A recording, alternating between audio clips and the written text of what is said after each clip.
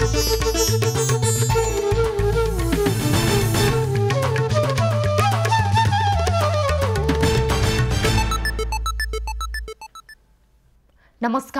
यो एभि न्यूज खबरको संकेत हो।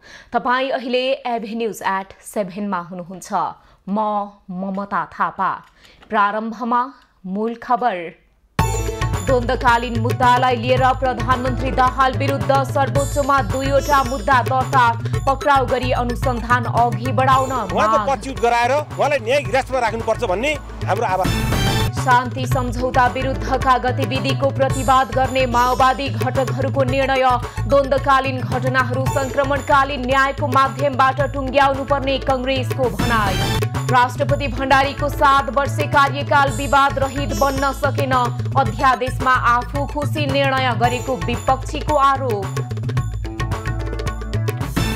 तराई मधेसका जिल्लामा आज होली धुमधामका साथ मनाइयो। यस वर्षको महामूर्ख जनकपुर धाम उपमहानगर प्रमुख शाह घोषित।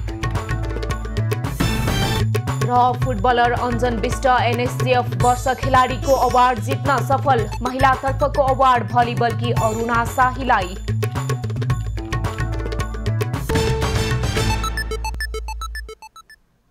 खबरको सिलसिला प्रारम्भ गरौं प्रधानमन्त्री विरुद्ध मुद्दा दर्ता सम्बन्धी प्रसंगबाट। प्रधानमन्त्री पुष्पकमल दाहाल विरुद्ध सर्वोच्च अदालतमा रिट दर्ता भएको छ। द्वन्द्वकालीन मुद्दालाई लिएर प्रधानमन्त्री दाहाललाई पक्राउ गरी आवश्यक कारबाही गर्न आदेश माग गर्दै आज सर्वोच्चमा दाहाल विरुद्ध 2वटा रिट दर्ता भएको हो। सशस्त्र विद्रोहका क्रममा माओवादीबाट युद्धको नियम विपरीतको काम भएकाले त्यसको विरोधमा मुद्दा दर्ता गर्नु परेको र यसले सबै द्वन्द्व पीडितको प्रतिनिधित्व गर्ने निवेदकको भनाइ छ। सर्वसाधारणलाई बेपत्ता घर बसेका नागरिकलाई अन्याय गरे बापतको हामी न्याय खोज्न आएका हौँ र हामीले हिजो अन्याय गरेका छौँ। अब हामी पाता फर्किन्छौँ। कानुनले हामीलाई बाँध्छ भनेर उहाँहरूको चाहिँ यो हल्ला हो। न्याय दिन लाग्यो भने त्यो त हाम्रो लागि स्वागत योग्य नै कुरा हो। 17 जना मारिएका परिवारले हाले पनि यसले 5500 जना द्वन्द्वकालमा माओवादीबाट मारिएका सम्पूर्ण परिवारको सदस्यको प्रतिनिधित्व गर्छ। सशस्त्र विद्रोहका बेला मारिएका 5000 जनाको जिम्मा लिने प्रधानमन्त्री एवं माओवादी अध्यक्ष दाहालको अभिव्यक्तिका आधारमा हत्याको परिभाषित गर्दै अपराधीको सूचीमा राखेर न्यायिक हिरासतमा राखिनुपर्छ भन्ने विषय रिट निवेदनमा। हाम्रो प्रमाण कानुनले के भन्छ भने कुनै पनि साबितीलाई पनि हत्याको परिभाषाभित्र राखेको छ। त्यसलाई परिभाषाभित्र राखेको हुनाले 5000 जना जिम्मा लिन्छु भन्नुको अर्थ 5000 जनाको चाहिँ मैले मारे भन्नु हो। तसर्थ उहाँलाई हत्याराको व्यवहार गरिनु पर्यो। उहाँलाई अपराधीको सूचीमा राखेर उहाँको पछुत गराएर उहाँलाई न्यायिक हिरासतमा राख्नुपर्छ भन्ने हाम्रो आवाज, आजको आवाज हो। रिट निवेदनमाथिको पहिलो पेशी आगामी बिहिबारका लागि तोकिएको छ। 2076 साल माघ 1 गते टुँडीखेलमा आयोजित कार्यक्रममा दाहालले सशस्त्र युद्धमा मारिएका 17000 मध्ये 5000 जनाको मात्रै आफूले जिम्मा लिने अभिव्यक्ति दिएका थिए। सोही अभिव्यक्तिलाई आधार मानेर रिटमा दाहाललाई पक्राउ गरी आवश्यक अनुसन्धान अघि बढाउन माग गरिएको छ। रामेछापका कल्याण बुढाथोकी, सुभाष गिरी लगायत 8 जना र रामेछापकै ज्ञानेन्द्र राज आरण सहित 14 जनाले रिट दायर गरेका हुन्। रिट दायरकर्ता बुढाथोकीले कार्तिकमै निवेदन दर्ता गर्न खोजे पनि दरपीट गरेपछि आज मात्रै दर्ता भएको हो। रिट प्रति माओवादी केन्द्रले भने आपत्ति जनाएको छ। माओवादी धारका दलले शान्ति प्रक्रियाका बाँकी कामलाई टुङ्गोमा पुर्याउन आवश्यक कानुनी एवं संस्थागत व्यवस्थाका लागि तत्काल पहल गर्न सरकारसँग माग गरेका छन्। आज बिहान प्रधानमन्त्रीको सरकारी निवास बालुवाटारमा बसेको बैठकपछि संयुक्त विज्ञप्ति जारी गर्दै उनीहरूले शान्ति प्रक्रियाको मर्म र भावना विपरीतका गतिविधिहरूको संयुक्त रूपमा प्रतिवाद गर्ने जनाएका हुन्। संक्रमणकालीन न्यायको प्रतिक्रिया विपरीतका कारबाहीले शान्ति सम्झौताको कार्यान्वयनमा सहयोग नपुर्याउने बैठकको निष्कर्ष छ। सत्य निरूपण मेलमिलाप आयोग अथवा संक्रमणकालीन न्यायको चाहिँ सिद्धान्त मान्यता अन्तर्गत केन्द्रित गरेको छ। त्यसकारणले गर्दाखेरि ती निकायहरूमा छिटोभन्दा छिटो संयन्त्र फुलफिल गरेर त्यसमार्फत नै सबै समस्याहरू, शान्ति प्रक्रियाका बाँकी समस्याहरू छिटोभन्दा छिटो हल गरिनुपर्छ, सम्बोधन गर्नुपर्छ भन्ने कुरामा अहिले सहभागी घटकहरूको बीचमा एकमत भएको चाहिँ छ। शान्ति प्रक्रियाका बाँकी कामलाई टुङ्गो लगाउन आवश्यक कानुनी एवं संस्थागत व्यवस्थाका लागि तत्काल पहल गर्न बैठकले सरकारसँग माग पनि गरेको छ। बैठकमा माओवादी आन्दोलनको सम्बन्धमा दीर्घकालीन रूपले कसरी जान सकिन्छ भन्ने विषयमा पनि छलफल भएको छ। शान्ति प्रक्रियाका बाँकी कामहरू टुङ्गो लगाउन आवश्यक कानुनी तथा संस्थागत व्यवस्थाको लागि तत्काल पहल गर्न हामी सरकारसँग जोडदार माग गर्दछौँ। शान्ति सम्झौता र परिवर्तनका विरुद्ध हुने कुनै पनि गतिविधिहरूको प्रतिवाद गर्न हामी एकमत छौँ। सत्य निरूपण मेलमिलाप आयोग लगायतका निकायहरूमा छिटोभन्दा छिटो संयन्त्र बनाएर त्यसमार्फत नै शान्ति प्रक्रियाका बाँकी सम्झौता हल हुनुपर्ने कुरामा माओवादी धारका पार्टीहरू एकमत देखिएका छन्। केही वर्ष अगाडि दाहालले काठमाडौँको टुँडीखेलमा आयोजित कार्यक्रममा गरेको भाषण विरुद्ध सर्वोच्च अदालतले रिट दर्ता गर्न आदेश दिएपछि उनीहरू एकजुट भएका हुन्। यसअघि सत्ता गठबन्धनमा आबद्ध 8 दलले पनि शान्ति प्रक्रियाका बाँकी काम टुङ्गो लगाउन प्रतिबद्ध रहेको भन्दै विज्ञप्ति जारी गरेका थिए। यसैबीच नेपाल समाजवादी पार्टीका अध्यक्ष डाक्टर बाबुराम भट्टराईले शान्ति सम्झौताको हस्ताक्षरकर्तालाई मुद्दा चलाउने कुरा गम्भीर विषय भएको बताएका छन्। आज काठमाडौँमा आयोजित कार्यक्रममा उनले पछिल्लो समय बृहत शान्ति सम्झौताको मर्म विपरीतका कार्यहरू भएको गुनासो गरेका हुन्। पूर्व प्रधानमन्त्री समेत रहेका भट्टराईले आफूहरूले अदालतको सम्मान गर्ने भन्दै शान्ति सम्झौता संविधानकै एउटा अङ्ग भएकाले द्वन्द्वकालीन मुद्दालाई आयोग मार्फत समाधान गर्नुपर्ने जिकिर गरे। हाम्रो शान्ति प्रक्रिया चाहिँ संविधानको एउटा अङ्ग थियो र त्यस अन्तर्गत नै हाम्रो संविधानमै व्यवस्था भएको सत्य निरूपण तथा मेलमिलाप आयोग मार्फत यो द्वन्द्वकालीन मुद्दाको निरूपण गर्ने भन्ने व्यवस्था छ। ती मुद्दाहरूको निरूपण गर्ने भनेको सत्य निरूपण तथा मेलमिलाप आयोगले हो। यो कुरा बुझ्दै विभिन्न बहानामा चाहिँ अलिकति ढिलो भएको छ।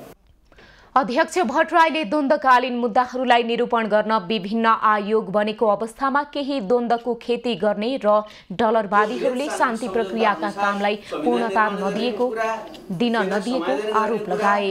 अहिले संविधानमा रहेका महिला लगायतका जनताका अधिकारहरूलाई उल्ट्याउनका लागि गम्भीर प्रकृतिका षड्यन्त्रहरू भइरहेको उनको भनाइ छ।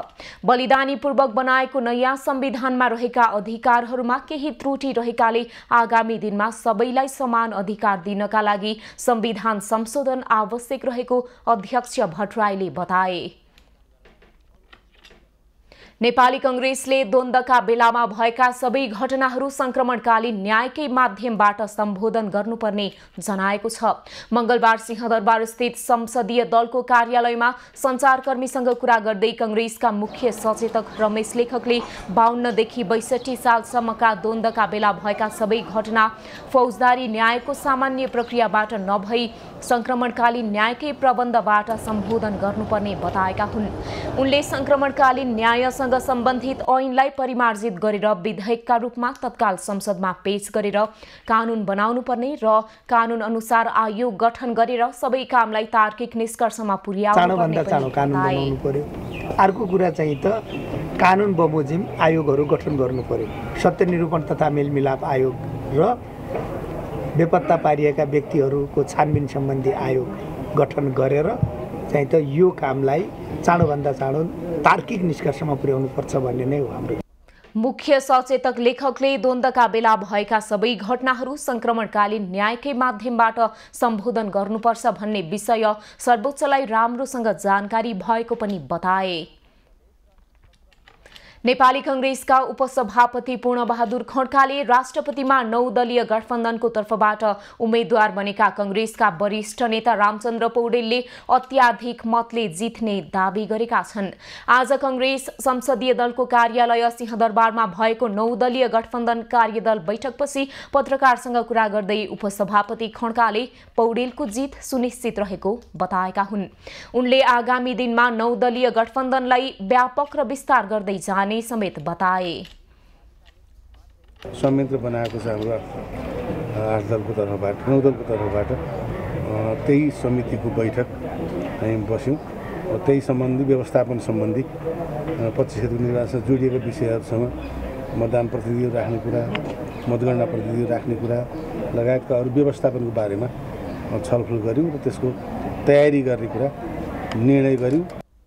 बैठकमा 9 दलीय गठबन्धनलाई विस्तार गर्ने विषयमा पनि सकारात्मक कुराकानी भएको नेताहरूले बताएका छन्। सरकार विस्तारबारे भने राष्ट्रपति निर्वाचनपछि मात्रै थप कुरा अघि बढ्ने नेताहरूको भनाइ छ। यसरी भन्नै परेन नि, त्यत्रो ठुलो मार्जिनमा चाहिँ सङ्ख्या छ बहुमत होइन, त्यसमा त कुनै चिन्ताको विषय नै भएन। निष्कर्ष भनेको हाम्रो गठबन्धनलाई अझै व्यवस्थित रूपले अगाडि बढाउने, अझै विस्तार गर्दै जाने भन्ने।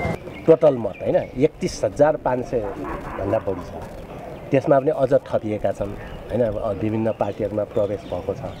अब एमालेको अब आफ्नो मात्रै मत हिसाब गर्दा 15,281 हो। राष्ट्रिय स्वतन्त्र पार्टी राप्रपाले पनि भोट के गर्ने कुनै निर्णय नगरिसकेको अवस्थामा डबलभन्दा बढी मत फरक भएको अवस्था छ। त्यसैले जित्ने के हो भन्ने कुरा त समस्यै होइन। यसैबीच सत्ता गठबन्धनले राष्ट्रपति निर्वाचनका सन्दर्भमा आफ्ना मतदातालाई बुधबार प्रशिक्षण दिने भएका छन्।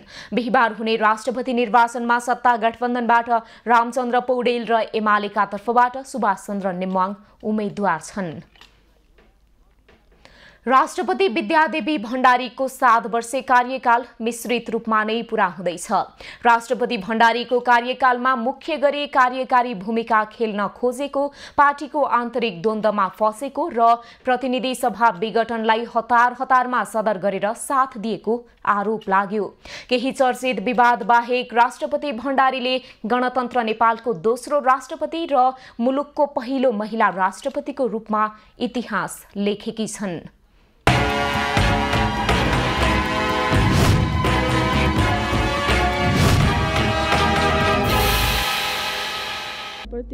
राष्ट्रपति विद्यादेवी भण्डारीले 2072 कार्तिक 11 गते राष्ट्रपतिको पहिलो कार्यकाल सम्हालेकी थिइन्। उनको दोस्रो कार्यकाल 2074 फागुन 29 गते सुरु भएको थियो। उनको 7 वर्षे कार्यकाल विवादमा तानिन पुग्यो। राष्ट्रपतिमा निर्वाचित हुनुभन्दा अगाडि नेकपा एमालेको उपाध्यक्ष रहेकी भण्डारी मुलुकको महत्त्वपूर्ण पदमा पुगेपछि पनि सोही पार्टीको कार्यकर्ता जस्तो बनेको आरोप लाग्यो। उनको कार्यकालमा मुख्य गरी शेरबहादुर देउवा नेतृत्वको सरकारले 2 पटक संसदबाट पारित गरेर पठाएको नागरिकता सम्बन्धी विधेयकलाई रोकेको, तत्कालीन केपी शर्मा ओलीले 2077 पुस 5 गते गरेको पहिलो प्रतिनिधि सभा विघटन हतारमा प्रमाणीकरण गरेको र दोस्रो पटक 2078 जेठ 8 मा गरिएको प्रतिनिधि सभा विघटनलाई मध्यरातमा सदर गरेको, पार्टीको आन्तरिक द्वन्द्वमा फसेको र आफूखुसी अध्यादेशमा निर्णय लिएको लगायतका आरोप लाग्यो। राष्ट्रपतिको बारेमा संविधानले जो परिकल्पना गरेको चाहिँ छ, त्यो परिकल्पना अनुसार कार्य गर्नका लागि दलीय प्रभावबाट मुक्त चाहिँ प्रकारको व्यक्तित्व हुन अनिवार्य छ भन्ने कुरा देखाउँछ। दलीय प्रभावबाट मुक्त हुन सकेन भने समस्याहरू पैदा हुँदो रहेछ भन्ने कुराको चाहिँ उहाँको कार्यकालको चाहिँ सबल र दुर्बल पक्ष यही रूपले समीक्षा गर्नुपर्छ भन्ने लाग्छ। राष्ट्रपति आफैमा संविधानको संरक्षक र पालक पनि हो, तर यो कार्यकालमा राष्ट्रपतिले संविधानको भावना, मर्म र शब्दअनुसार जसरी चल्नुपर्ने हो त्यसमा विभिन्न समयमा चाहिँ प्रभावित गर्ने चाहिँ कामहरू भएका छन्। तर नेकपा एमाले नेतृत्व राष्ट्रपतिको कार्यकाललाई लिएर हतोत्साहित बन्नुपर्ने अवस्था नरहेको दावी गर्छ। राष्ट्रपतिले संविधानको कार्यान्वयनमा महत्त्वपूर्ण भूमिका खेलेको एमालेको भनाइ छ। विधेयकको कुरा होस्, चाहे उहाँले लिएका अरू विषयका अडानहरू हुन्, दोस्रो उहाँले लोकतन्त्र, यो व्यवस्था, संविधान र कानुन, ती कुराहरूलाई र आफ्नो पदको मर्यादा र त्यो मर्यादामा रहेर निभाउनुपर्ने भूमिकालाई निर्वाह गर्ने कुरामा उहाँ सफल हुनुभयो। पार्टीभित्र देखिएको विवादमा पनि राष्ट्रपति भण्डारी संलग्न रहेको आरोप छ। उनको कार्यकाल यही फागुन 28 गते पूरा हुँदैछ। केही छिटपुट विवादका अलावा उनको समग्र कार्यकाल सामान्य रूपमा नै बितेको देखिन्छ। यो कार्यकालमा सामान्य विवादका अलावा राष्ट्रपति भण्डारीले गणतन्त्र नेपालको दोस्रो राष्ट्रपति र पहिलो महिला राष्ट्रपतिको इतिहास दर्ज गर्न सफल भएकी छन्। क्यामेरामा गोपाल भट्टका साथमा सरोज बस्याल, काठमाडौँ।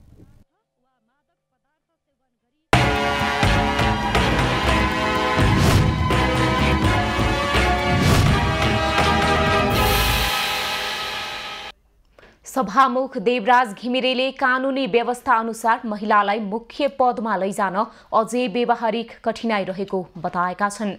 अन्तर्राष्ट्रिय श्रमिक महिला दिवसको अवसरमा आज काठमाडौँमा आयोजित कार्यक्रममा उनले मुख्य पदमा महिला र पुरुषलाई कानुनी व्यवस्था अनुसार कार्यान्वयन हुन भने कठिनाई देखिएको बताएका हुन्। सभामुख घिमिरेले अझै आवश्यक मात्रामा मुख्य पदहरूमा 33% को महिलाको संख्या र गुण पुर्याउन नसकेको बताए।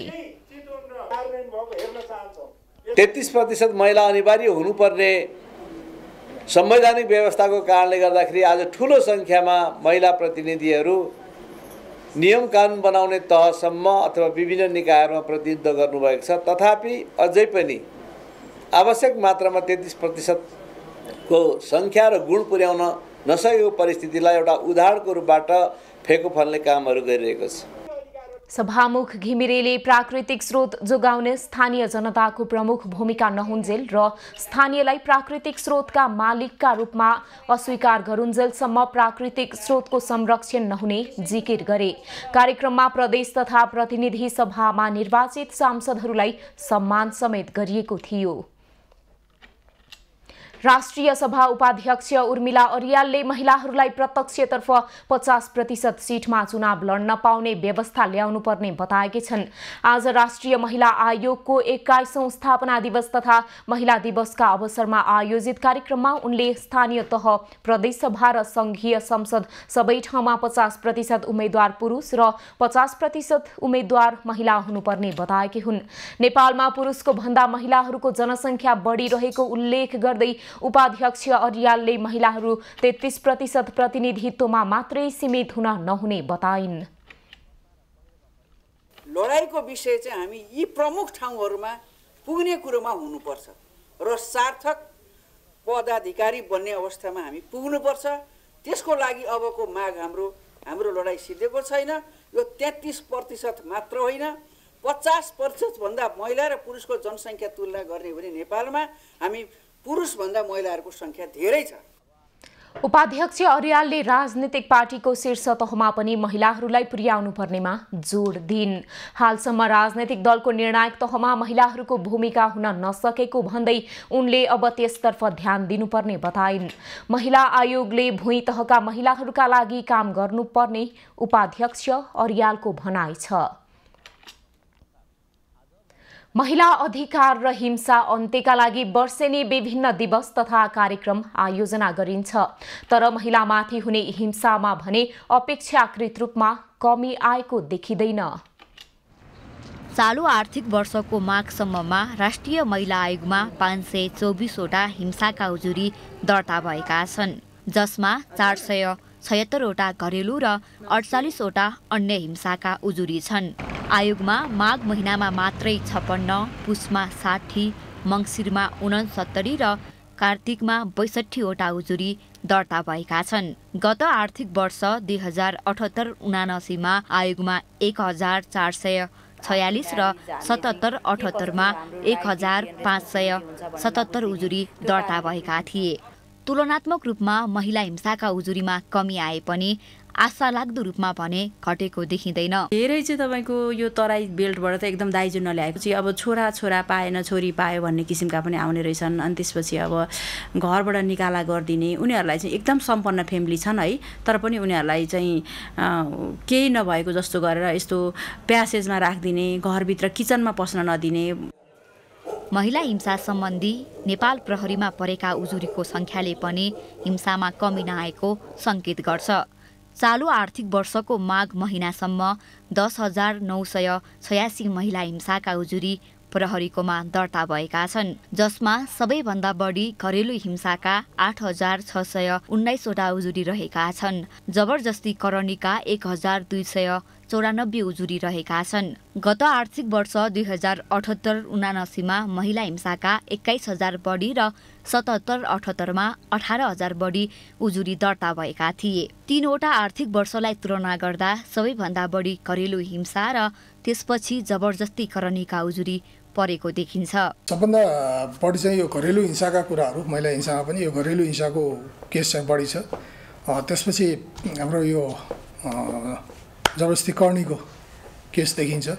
कानुनी रूपमा त यसमा जिरो टलरेन्सकै कुरा हो।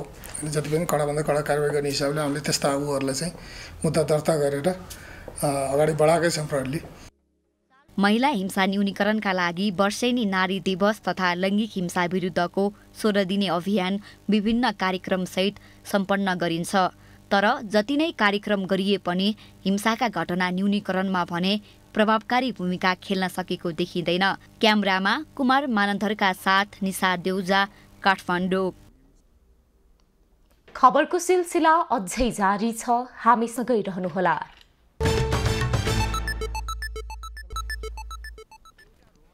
अब बाँकी प्रसङ्ग। फागु पूर्णिमा अर्थात् होली पर्व तराईका जिल्लामा हर्षोल्लासका साथ मनाइएको छ।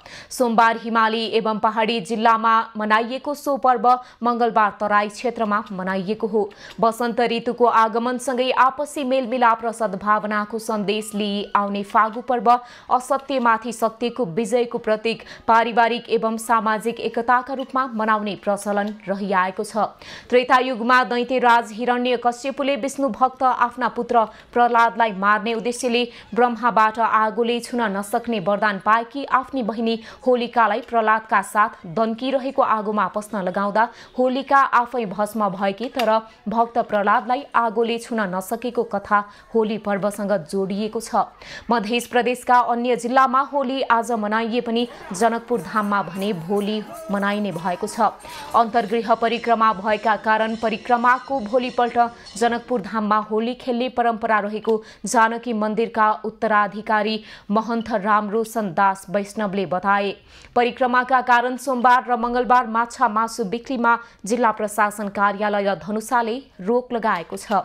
भोलि होलीका लागि जनकपुर धाममा विशेष तयारी भइरहेको छ। आर्थिक तरलताका कारण नेपालगञ्जमा यस वर्षको होली पर्व खासै उल्लासमय हुन सकेन। देशमा आएको आर्थिक तरलताका कारण नेपालगञ्जका व्यवसायीहरू आर्थिक मारमा रहेको अवस्थामा होली पर्वमा विगतका वर्षहरूमा जस्तो उल्लासमय नभएको हो।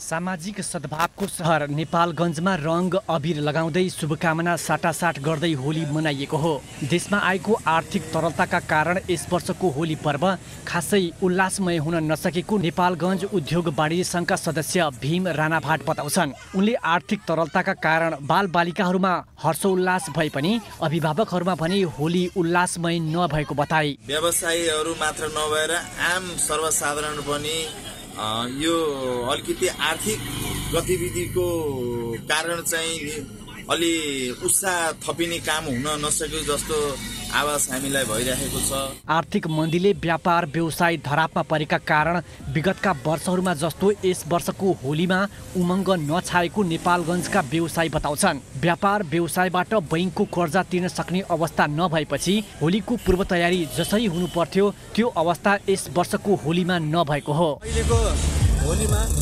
जति रहर उमङ्ग हुनुपर्ने थियो त्यो अलिकति कम भएको जस्तो लाग्छ मलाई पनि। र हामीले जति पोहोर साल रमाइलो गरिरहेका थियौँ त्यो रमाइलोको उमङ्ग चाहिँ अहिले लिन सकिरहेको छैन, किन भन्दा आर्थिक मन्दीको कारण। देशमा आएको आर्थिक तरलताका कारण नेपालगञ्जका व्यवसायीहरू आर्थिक मारमा रहेको अवस्थामा होली पर्वमा विगतका वर्षहरूमा जस्तो उल्लासमय देखिएन। सरकारले व्यवसायीहरूलाई ऊर्जा र उत्साहित गर्न सक्ने आर्थिक रणनीति ल्याउन नसकेका कारण नेपालगञ्जका व्यवसायीहरूको अवस्था नाजुक रहेकाले यस पटकको होलीमा उत्साह घटेको हो। अब सीमित आर्थिक स्रोत भएका व्यक्तिहरू दिन प्रतिदिन प्रयास भइरहेको आर्थिक अवस्था देखेर एकदमै निकै दयनीय छन्। त्यसकारणले पनि यो पटक होलीको एकदमै उत्साहजनक अवस्था देखिन्छ। विगतका वर्षहरूमा जस्तो यस वर्षको होलीमा नेपालगञ्जका मुख्य सेतु बिक चोक, बिबेडी मोड र त्रिभुवन चोकमा मात्र होली मनाइएको भए पनि अन्य स्थानमा भने सुनसान जस्तै देखिएको हो। नेपालगञ्ज ब्युरोको रिपोर्ट। सधैँ बिरामीको सेवामा समर्पित धरानस्थित बीपी कोइराला स्वास्थ्य विज्ञान प्रतिष्ठानका चिकित्सक तथा नर्सहरूले फुर्सदको समय मिलाएर आज होली पर्व मनाएका छन्। बिरामीको काममा व्यस्त हुनुपर्ने भए पनि समय मिलाएर उनीहरू होली पर्वमा रमाएका हुन्। निरन्तर सघन उपचार कक्ष आइसियुमा काम गर्दै आएका स्वास्थ्यकर्मी पालो मिलाएर होली मनाउन पाउँदा खुसी देखिएका छन्। होली चाहिँ हामीलाई एकदम रमाइलो भइरहेछ हैन। अब अगाडि चाहिँ अब त्यस 2-3 वर्ष चाहिँ कोभिडले गर्दा राम्रोसँग खेल्न पाइएको थिएन नि त अनि यो वर्ष चाहिँ हामीले एकदमै रमाइलो लागेको छ खेलिन्छ नि कहिले खेलिन्छ नि भनेर चाहिँ अब अर्को साल चाहिँ नहुने भयो लास्ट इयर भएर त्यही भएर एकदम इमोसनल पनि फिल भइरहेछ भनौँ न अनि एकदम रमाइलो लागिरहेछ सरहरूसँग खेल्न पायो म्यामहरूसँग खेल्न पायो साथीभाइसँग मजाले होली खेल्यौँ अनि यतिकै खेल्दै खाँदै पिउँदै यस्तै साथीभाइ भेटघाट रमाइलो यस्तै हो 2 वर्ष कोरोनाका कारण होली पर्व राम्ररी मनाउन नपाएका स्वास्थ्यकर्मी यस वर्ष भने होली पर्व खुलेरै मनाउन पाएकोमा हर्षित देखेका थिए। चिकित्सकहरूले पनि प्रतिष्ठानमा कार्यरत विद्यार्थी, नर्स तथा चिकित्सक परिवार जस्तो गरेर होली खेलेका छन्।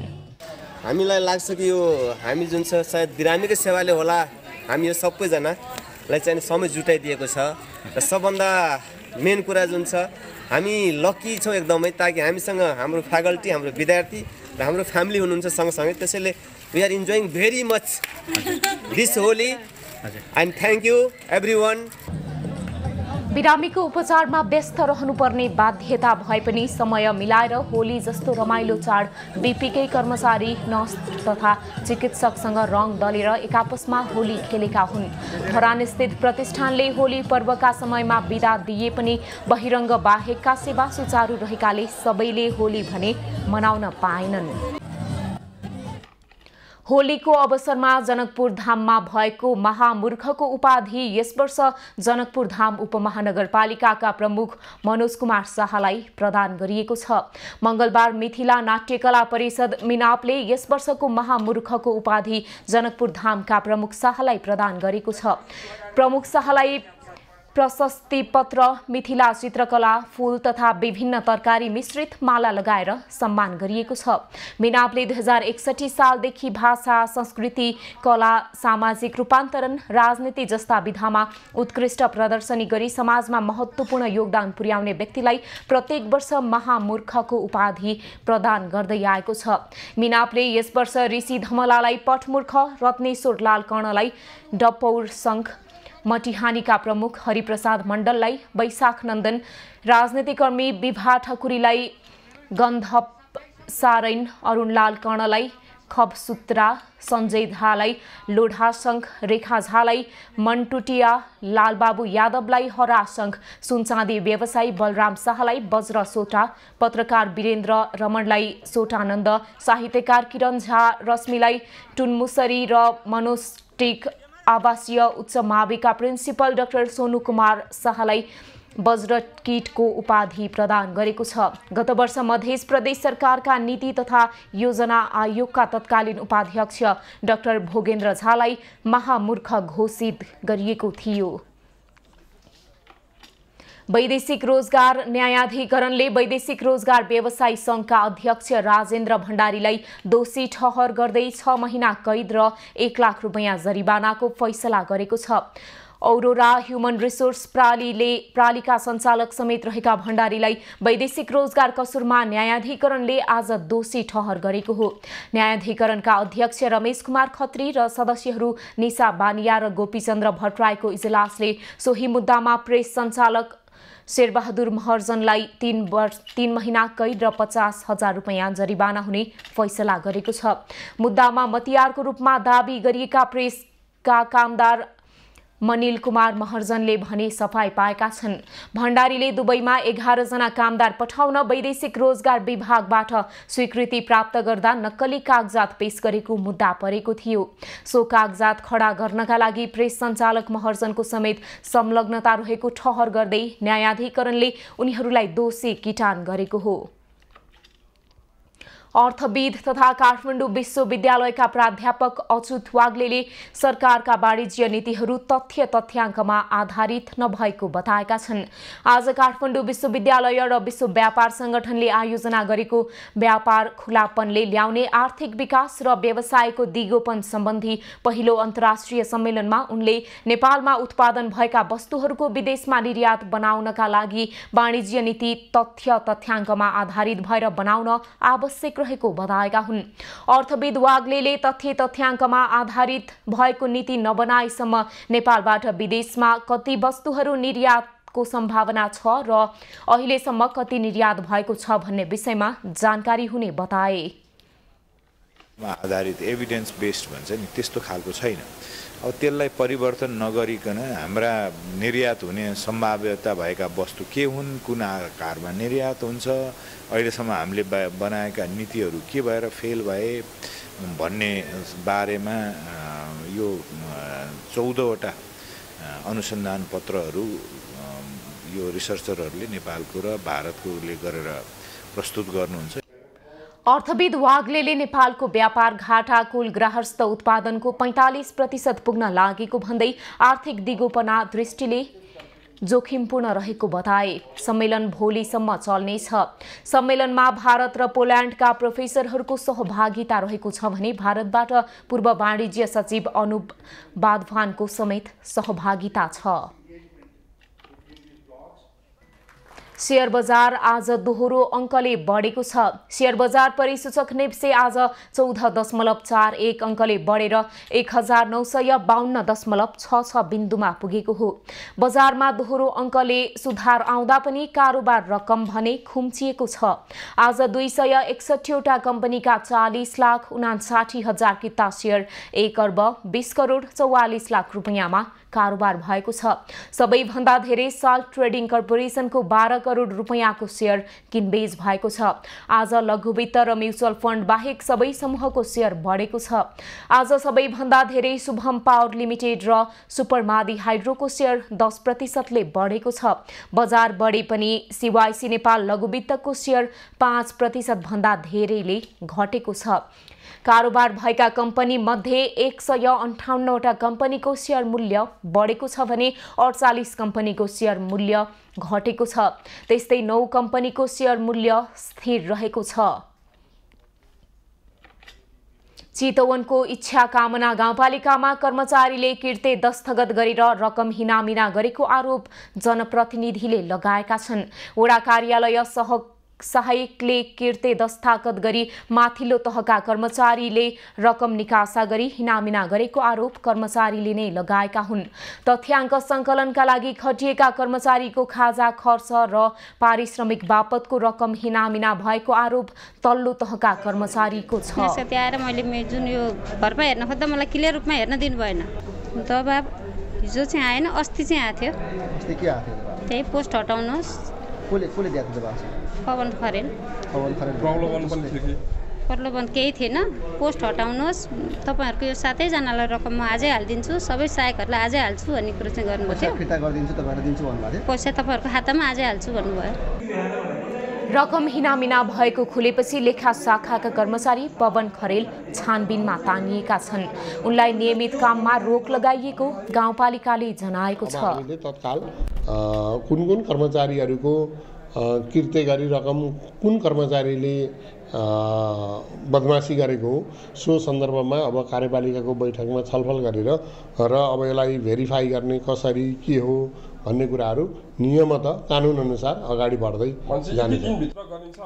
अब यसमा के छ भने प्रारम्भिक अनुसन्धानमा 7वटै वडाका कार्यालय सहायकको किर्ते दस्तखत गरी रकम हिनामिना भएको खुलेको छ।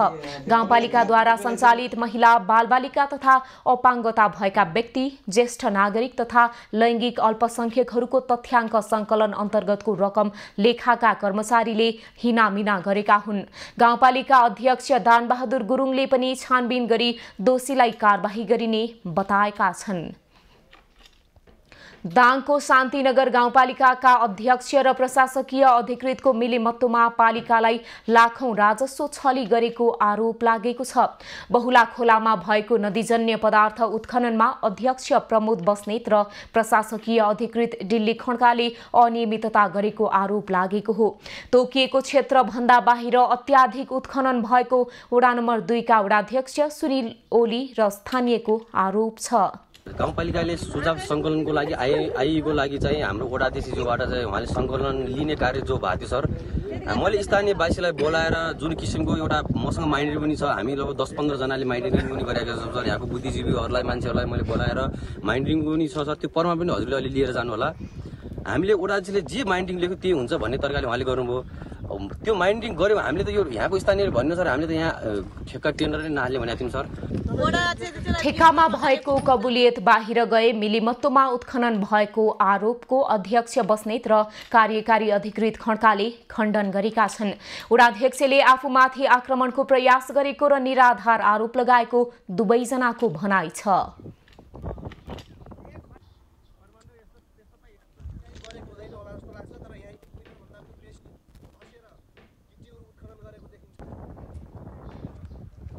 गाउँपालिकाले उत्खननको ठेक्का सनलाइट निर्माणलाई दिएको भए पनि उसले तोकिएको क्षेत्र बाहिर गएर उत्खनन गरिरहेको स्थानीयको आरोप छ। शान्तिनगर 2 र 5 को सिमानामा पर्ने बौलाहा खोलाको विष्णुपुर घाट क्षेत्रमा लामो समयदेखि अवैध उत्खनन भइरहेको छ। खबरको सिलसिला अझै जारी छ, हामीसँगै रहनुहोला।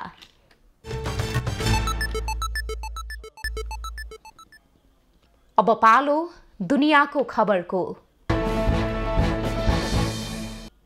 अमेरिकी पर्यावरण संरक्षणवादीले चिलीमा राष्ट्रिय निकुञ्जका लागि 93,000 हेक्टर भन्दा बढी जमिन दिएकी छन्। वनस्पति र जीवजन्तुको विविधतालाई प्रवर्धन र संरक्षणका लागि नयाँ राष्ट्रिय निकुञ्ज निर्माण गर्न क्रिस्टिन टम्किन्सले जमिन दिएकी हुन्। रिवाइल्डिङ चिलीका सहसंस्थापक र अध्यक्ष क्रिस्टिन टम्किन्सले चिलीमा नयाँ राष्ट्रिय निकुञ्जको निर्माणका लागि 93,000 हेक्टर जमिन दान दिएकी छन्। उनले क्षेत्रको वनस्पति र जीवजन्तुको विविधतालाई संरक्षण र प्रवर्धन गर्न मागायानेस चिलीमा नयाँ राष्ट्रिय निकुञ्ज निर्माण गर्नका लागि 93,492 हेक्टर जमिन दान दिएकी हुन्। उनको योगदानलाई चिलीका राष्ट्रपति ग्याब्रियल बोरिकले स्वीकारेका हुन्। दान दिइएको जमिनमा जैविक कोरिडोर निर्माण गरी लोप हुन लागेका दक्षिणी मृग ह्युमुललाई जोगाउने कार्यक्रम सञ्चालन गरिनेछ। चिलीको कृषि मन्त्रालयले ह्युमुल नेसनल कोरिडोर लगभग 16 राज्यका संरक्षित क्षेत्रहरूसँग जोडिएको र अन्य निजी संरक्षण पहलहरूसँगै सञ्चालन हुने बताइएको छ। ह्युमुल अर्जेन्टिना र चिलीको पाटागोनियन जंगलमा मात्र पाइने देशी हिरणको 2 प्रजाति मध्ये एक हो, तर वासस्थानको ह्रासले ह्युमुल यसको मूल जनसङ्ख्याको 1% भन्दा कममा घटेको छ। ह्युमुलका मूल स्थान मध्य चिलीका क्षेत्रहरू भए तापनि अहिले मुख्यतया आइसेन र मागायानेसका दक्षिणी क्षेत्रहरूमा पाइन्छ। अब पालो एभिन्यूज एट स्पोर्ट्सको।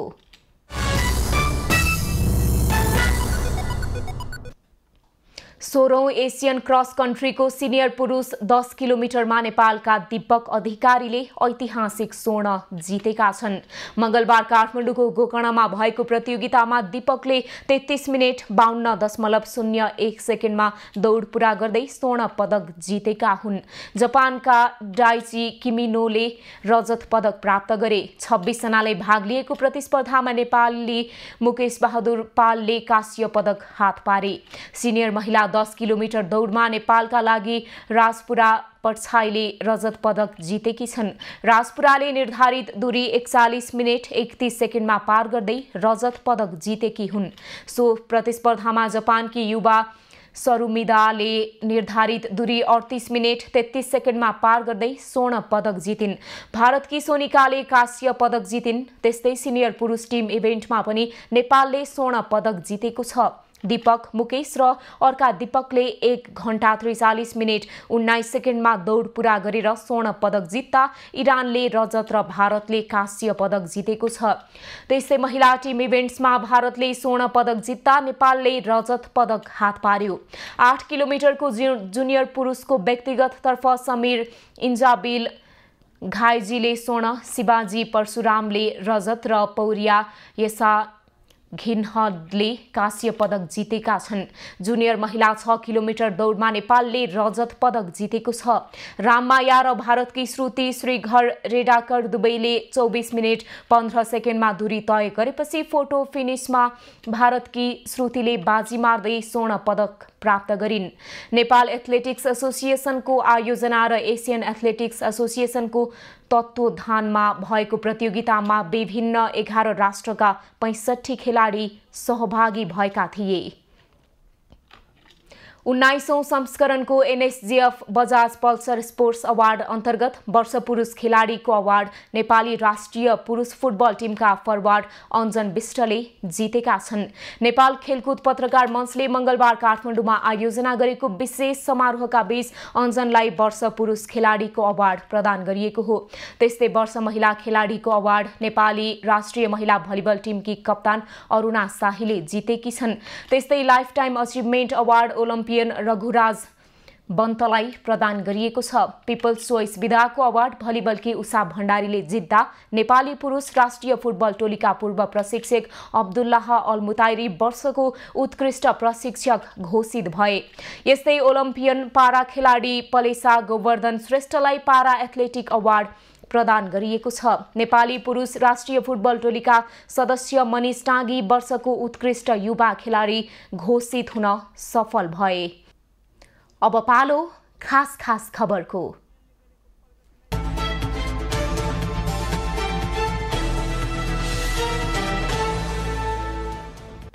राष्ट्रिय प्रजातन्त्र पार्टी राप्रपाले केन्द्रीय कार्य सम्पादन समितिको बैठक बोलाएको छ। बुधबार दिउँसो पार्टी केन्द्रीय कार्यालय धुम्बराहीमा बैठक बोलाइएको हो। बैठकमा राष्ट्रपति निर्वाचनका सन्दर्भमा विभिन्न विकल्पमा छलफल हुने नेताहरूले बताएका छन्। बैठकमा विकसित राजनैतिक घटनाक्रम र समसामयिक राजनैतिक विषयमा छलफल हुने बताइएको छ। बुटोलमा पनि आज रंगहरूको पर्व होली धुमधामले हर्षोल्लासका साथ मनाइएको छ। बुटोल बजारका चोकमा रंग अबिर लगाउँदै नाचगान गरेर एकापसमा मित्रता साटासाट गरेर रमाइलो गरी होली मनाइएको हो। बुटोलको मिलनचोक, बस पार्क, ट्राफिक चोक लगायतका ठाउँमा ठूलो संख्यामा सर्वसाधारण भेला भएर होली मनाएका हुन्। होलीको अवसरमा विभिन्न संस्थाले सामूहिक होली कार्यक्रम पनि आयोजना गरेका थिए। अन्तगृह परिक्रमासँगै 15 दिने मिथिला मध्यम परिक्रमा आज सम्पन्न भएको छ। परिक्रमाको आज अन्तिम दिन जनकपुर धाम नगरको चारैतिर परिक्रमा गरिएको हो। परिक्रमामा हजारौंले सहभागिता जनाएका छन्। परिक्रमामा मिथिला बिहारी र किशोरीजीको डोलासँगै जनकपुर क्षेत्रको धार्मिक स्थलहरूको परिक्रमा गर्ने चलन रहेको छ। रोजगार अनुमति प्रणाली ईपीएस अन्तर्गत हुने परीक्षा सुधार र श्रमिक पठाउने विषयमा छिटो छरितो काम गरेका कारण कोरियाले नेपालबाट प्रति महिना 2000 श्रमिक लैजाने भएको छ। दक्षिण कोरियाले यही फेब्रुअरीबाट मासिक रूपमा 2000 युवालाई कोरिया पठाउने तयारी गर्न नेपाललाई पत्र पठाएको छ। आज नेपाली बजारमा सुनको मूल्य तोलामा 300 रुपैयाँले घटेको छ। आज छापावाल सुनको मूल्य 1,02,500, तेजाबी सुनको मूल्य 1,02,000 मा कारोबार भइरहेको छ। चाँदी तोलामा 10 रुपैयाँले घटेर 1,265 रुपैयाँमा कारोबार भइरहेको छ। सरकारले देशभरका नागरिकलाई काठमाडौँबाट समेत राष्ट्रिय परिचय पत्रको आवेदन दिन पाउने व्यवस्था गरेको छ। राष्ट्रिय परिचय पत्र आवेदन र वितरण प्रक्रिया छिटो छरितो रूपमा सञ्चालन गर्न जिल्ला प्रशासन कार्यालय काठमाडौँ र जिल्ला प्रशासन कार्यालय ललितपुरका साथै नारायण हिटी दरबार परिसर, राष्ट्रिय सभागृह र सिंहदरबार स्थित विभागको केन्द्रीय कार्यालयमा आवेदन दिन सक्ने व्यवस्था भएको हो। नेपाल विद्युत प्राधिकरणले विद्युत महसुल बक्यौतामा ठूलो हिस्सा सडक बत्तीको रहेको भन्दै तत्काल भुक्तान दिन निर्देशन दिएको छ। आज एक सूचना जारी गर्दै प्राधिकरणको सहमति नलिई आफू खुसी सडक बत्ती जडान नगर्न चेतावनी पनि दिएको हो। जडित सडक बत्तीको विद्युत खपत मापन गर्न तत्काल मिटर जडान गर्न पनि प्राधिकरणले आग्रह गरेको छ।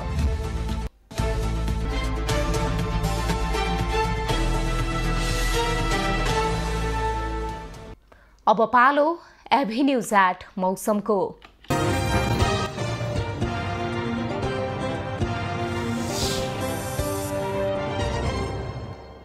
पछिल्लो 24 घण्टामा सुदूरपश्चिम कर्णाली, लुम्बिनी र गण्डकी प्रदेश लगायत देशका पहाडी भूभागमा आंशिकदेखि सामान्य बदली रही बाँकी भूभागमा मौसम सामान्यतया सफा रह्यो। आज राति देशका पहाडी भूभागमा आंशिकदेखि सामान्य बदली रही बाँकी भूभागमा आंशिक बदलीदेखि मौसम सामान्यतया सफा रहनेछ।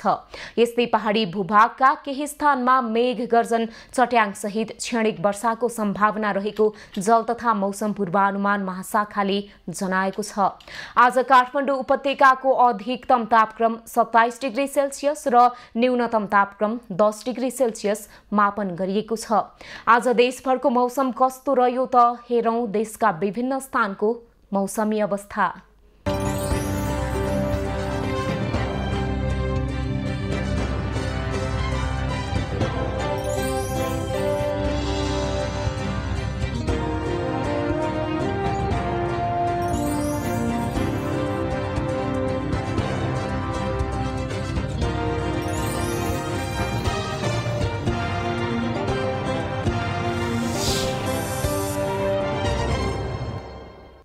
अहिलेलाई खबरको क्रम यति नै। एभी न्यूज खबरका यी सहित अन्य विस्तृत खबरका लागि www.avnews.tv